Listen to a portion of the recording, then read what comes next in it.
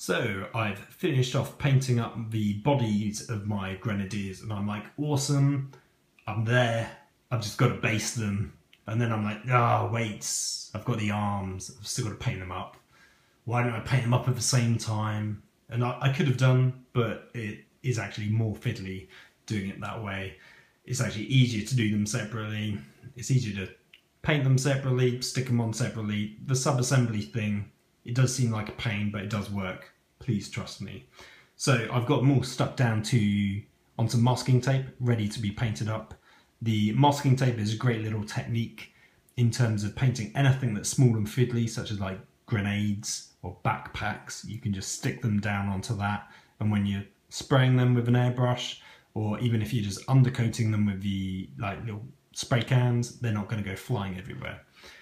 But I've also then just stuck them down using the main block of resin. So this is a kind of before and after show. This is a fresh bit of arm straight from Forge World. It's not been cleaned up or anything like that. And you can see on the back where the joins are for the arms. Now this is my ready to be painted version. It's been cleaned up, separated. I basically cut them from the bit of resin, but then I've re-glued them back onto the block using the contact point of the joints. Some of the other arms, the original contact point is on the elbow, so obviously you want to take it off, clean that up, and then re-glue them back, but make sure you do it back on to the arm joint. There's a few different reasons for that. One, you obviously don't want to do it on a bit like on the join of the elbow, which you're then going to have to paint up later. The other reason is when you're going to be gluing the arm to the body, you want that arm joint to be clear of paint. So it's like a twofold reason. One, you're keeping the model free from kind of glue and you're painting all the bits that need to be painted. And then number two, you're keeping the bit that doesn't need the paint on free of the paint.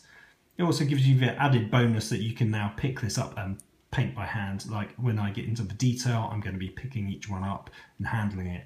That's a lot easier than trying to pick up a single bit of arm at a time and then getting paint on the arm by mistake and stuff like that. So that's a super handy little reason. Another thing, obviously you can't see on here because it's the sergeant, it's quite clear that one belongs to the sergeant. This one here for the regular guys, they're all numbered because obviously this left arm corresponds to this right arm. Those two arms correspond to this special bend in the cable. Trying to mix and match cables, guns and arms is going to be a massive pain, so I want to keep all my arms together, and that's one of the most important things when you're doing this sub-assembly process, is you need to keep all the arms for one guy kind of together in a neat little pile. You don't want to get them mixed up, so re-gluing everything kind of really does work. And as you can see here, I've tried to keep the contact point using the same logic for the arm joins, even for the cable. So the cable I've just glued at the very end because that's the bit that's going to go into the backpack or the gun. So these, as they're glued down, they're still glued down with super glue, but they'd be quite easy to just kind of ping back off. I've tried to use as little glue as possible. So that's a super handy little technique. So these guys are already be painted. So I thought I'd got my arms all completed, and then I discovered to my horror that there was another bag full of all the specialist weapon and heavy weapon arms. So the front row is now the completed set of arms that I've done. So I'm now all ready, this time really all ready to go and undercoat them. I just thought I'd quickly run you through a few of the specialist weapon stuff, just to show you a few extra bits that I've done in terms of detail.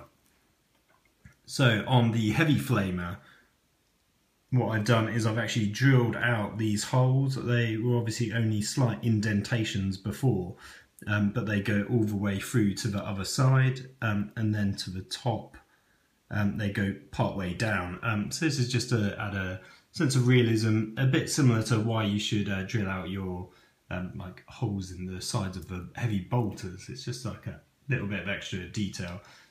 Things like the heavy stubbers, they just got built and then re-glued back under the hilt, because this is the part that's going to be joined to the Grenadier, because he kind of holds it against his chest. And these little arms and this little top bit got built just so it's all in one place. Normally I do sub-assembly, but for tiny little bits of detail like this, it's always really important to actually glue it to the model first. Just going back to the actual miniatures for a second, these are the 4 melter specialist weapon guys. They've all got the exact same pose. Now my original idea was that I'd quite like to mix these up a bit so they weren't all melters. Let me just quickly show you the heavy stubbers. So I had quite a few heavy stubbers and I knew I wasn't actually going to really run them in the game. So I had 4 in total. One of them donated his helmet to the Storm Chimera, like as an extra bit of equipment. So he's had his head chopped off, so he can't be used for anything really. That gives me 3 left. I kind of figured I'd have 2 specialist weapon stubbers. So there they are, with, as you can see, the indentation, which is where the handle rests up against his chest. So I'd smooth this one out with some green stuff before I painted it, and I decided I was going to use him as one of the 4 melter guys. And I've got the sort of specialist weapon upgrade pack that has like a melter gun, a plasma gun, and flamer, things like that. So I was actually going to turn that into a melter guy. So I'd have 3 standing up and then at least 1 kneeling down in a different pose. But then I realised I'd made a mistake. So these 4 melter guys, actually on the back, if you look at them, they all have this little strap feature. Now, I don't need to use all of these as the 4 guys, but that strap is only used on the melters. So I can't easily swap this guy out for another weapon of any kind, not easily anyway, and if I wanted to like trim it off, it would have been something I should have done before I painted. So that's a bit of a downside with sub-assembling, is when you are doing conversions you really need to think what you're doing before you paint it. So I kind of was just thinking, oh, I won't have to worry about it, but I really should have thought about it before I painted. So for my melters, I'm going to keep these 4 guys as my melters. And then for that extra guy kneeling down, I'm going to convert him into a plasma guy. So I've got the plasma weapon. This is from the specialist weapon kit, like the upgrade pack that the Krieg guys have. But what they have is they only have the standard shoulders. Now with the Grenadiers, they actually have 3 shoulder links on either arm. With the normal, just regular platoon guys, they have on the right arm, they have just 1, and on the left they have, I think it's just 2.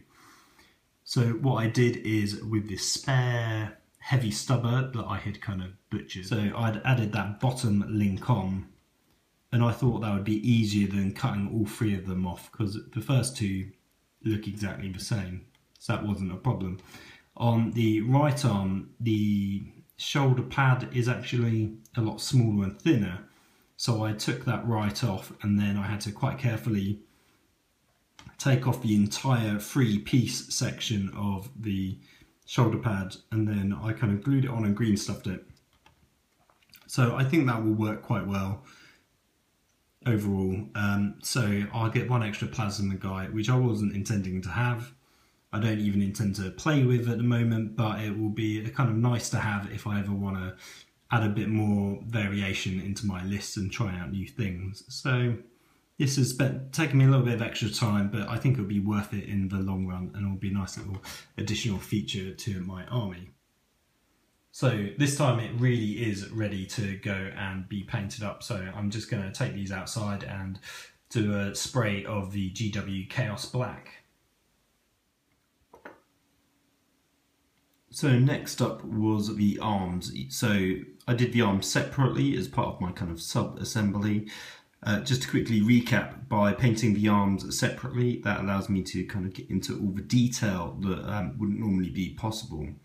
So for example, if you imagine this actually stuck down to the model, this part would be fine to paint, but the rear side, which is in contact with like his chest piece, that would be really fiddly to get into. So I'm basically painting it all separately now so I can get into all the little sections of detail that I wouldn't otherwise be able to. So I'll just give you a quick rundown of the main arms, which are the hotshot las guns, and how I painted them, and then I'll go on to some of the other specialist weapons. So I've already done the base coating and even the washes. It's the same process and colouring as the main body, so I thought I would quickly run you through it all rather than give you a step-by-step guide. But the first things were the main gun colour and the main arm colour, so I kind of have matched them up to be exactly the same. So I put down the Eshin Grey, which was the base coat, and I followed that up with a Skavenblight Dinge highlight colour, which I sort of sprayed down in kind of this direction, so you get a nice kind of subtle highlight. So after I put those two grey colours down, I then went on to the glove colour, which was Mornfang Brown. However, you can't see it too well, partly because I've already done a wash on it, but secondly because it's got some armour plating just here and slightly onto the fingers. So the armour plating I did next, that was my sort of special mixture of lead belcher and Abaddon black. And as you can see, I did it onto the glove plates and also onto the two shoulder plates. So for the two sections holding the cabling together, I've done Hashnut copper. For the cables themselves, I plan to keep that black, but what I'll do is a highlight colour later on. However, because I can't actually tell which way round the cable's meant to go, whether it's this way or this way, I'll actually wait till it's on the model and glued down, and then I'll do a highlight at kind of a much later stage. For the washes, I did a similar thing with the body. I used Nuln Oil and just applied it in all the recesses just to darken up the grey.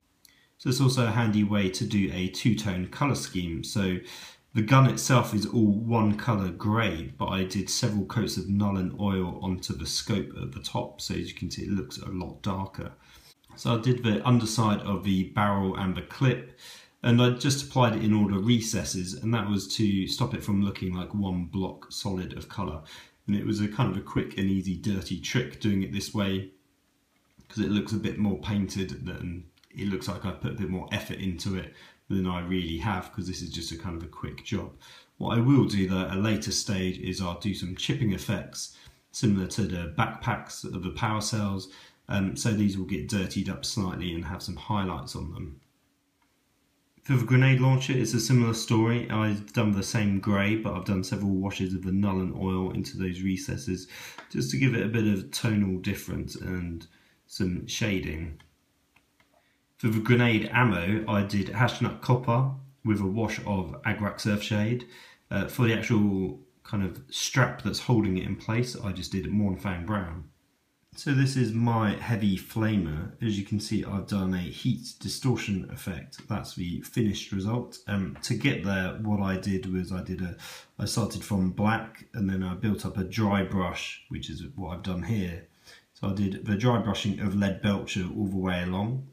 Once I'd done that, I did another one, which is like an additional highlight with the iron breaker. Following on from that, I did some striping effects with my airbrush. I did this by taking some paints and converting them to washes, which was basically washing them down with my Lamian medium. So I started off with Agrax Earthshade, that was a wash already. Then I used Evil Sun's Scarlet as a red colour, followed by purple, which was Xerus Purple, then a blue of Dark Reaper, and then lastly a black, which was just another Nuln Oil wash. So it gives you a nice banding from the heat distortion on the metal. So if you don't have an airbrush, you could just paint these on using your brush with the washes. Because it's a wash, it will take quite a while to dry. So this is a very similar technique to something known as wet blending, where you use a drying retardant, and that actually stops the paint from drying out really quickly. So it allows you to literally blend the two paints together on the model. That's quite a good technique. With the washes, they're already quite wet already, and so because they're quite thin and watery, they're not going to dry out particularly quickly. So I guess if you've got all the washes lined up and ready to go, you could quickly apply them and then use your brush to kind of help blend the colours together. So after doing the heat effect, I then went on and did the rest of the detail colours. Then it was Rhinox hide for the tube, and then I used a bit of Ironbreaker, just a bit of weathering on here as a bit of a test. I'm going to leave the rest of the weathering for all the other weapons after I've assembled it, assembled the arms to the body, that is. You've got the two little valves here and here. Again, this is another bit of tubing that's done in Rhinox hide. And then the other half of the heavy weapon team. So this has two valves on this one, so it's just the grey for the main base with the null and oil wash. More tubing sections. Again, Mornfang brown, same here, and another little valve there. So there's quite a few of those valves dotted around.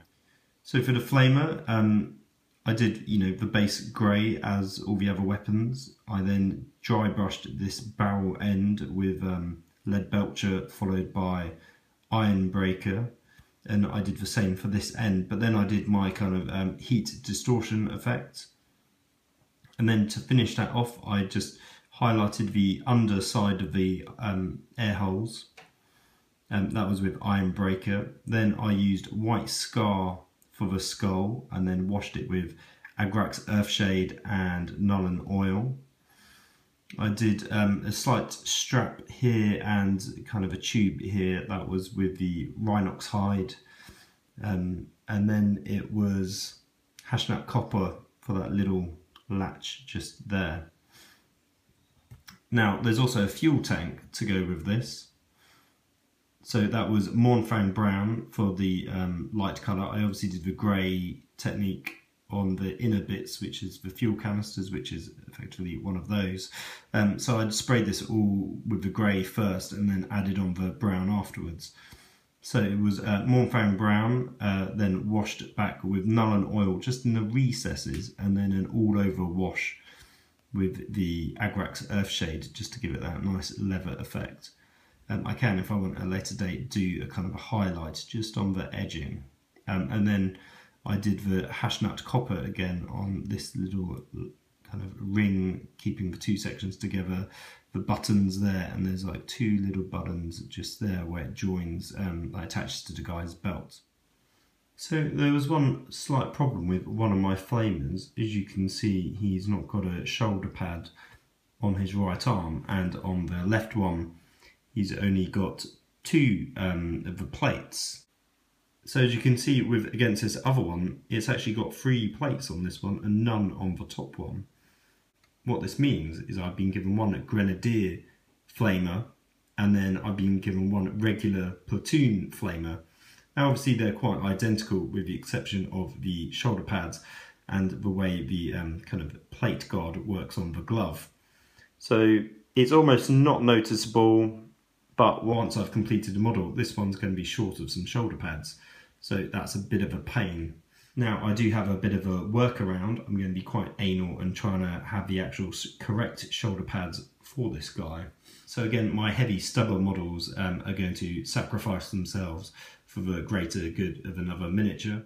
I actually only need 2 heavy stubbers and I currently have 3. What I'm going to do is cut off these shoulder pads here and here and stick them onto the heavy flamer. So hopefully that won't ruin the paint too much. It's going to be a bit of a risky experiment if it does go on. What I'll probably do is put a few coats of the Ard coat down just to protect the paint, because when I'll be cutting it with the knife, just by physically holding it, the paint might come off. So here's the revised flamer with the new shoulder pads. So I managed to kind of carefully cut them away and sort of reattach them. I didn't even need any green stuff. You can see sort of from that angle where the join is, but I think that'll be fine once it's attached to the arm. Let me just get the original to compare with. So the one on the top is the official Grenadier model. The one below is with the kind of custom shoulder pads. So I feel like it's kind of come across quite well. They're very similar to each other. So for the plasma gun, I did quite a simple technique. The main gun itself is the typical Eshin grey and Scatham light dinge. For this middle section where the plasma beam is, I just did a dry brush technique, building up some blues, followed by a wash. So I built that up with some dark Reaper, and I did that kind of a bit of an all over dry brush on that kind of section. Then I built it up with some rust grey. Then I did a subtle dry brushing of Fenrison grey, and I did that sort of more towards the top section. I then gave it quite a good coating of the Guilliman blue, which gives it kind of that dark blue in the recesses. So I feel that does quite a good all over job for the plasma. So for the melter, I've done the same grey all over with the Nollan oil wash. For the underside, there's a little bit of tubing, so that was Mornfang brown, along with the top strap, and then just hashed up copper again on the few little bits of metal. For the tip, that is the kind of same effect as the flamer, so that was kind of lead belcher and iron breaker dry brush, followed by kind of a couple of washes with the airbrush of the different colours to create the heat effect. So that's it for this video. Please do like and subscribe. Keep an eye out for the next one, and in the meantime, take care.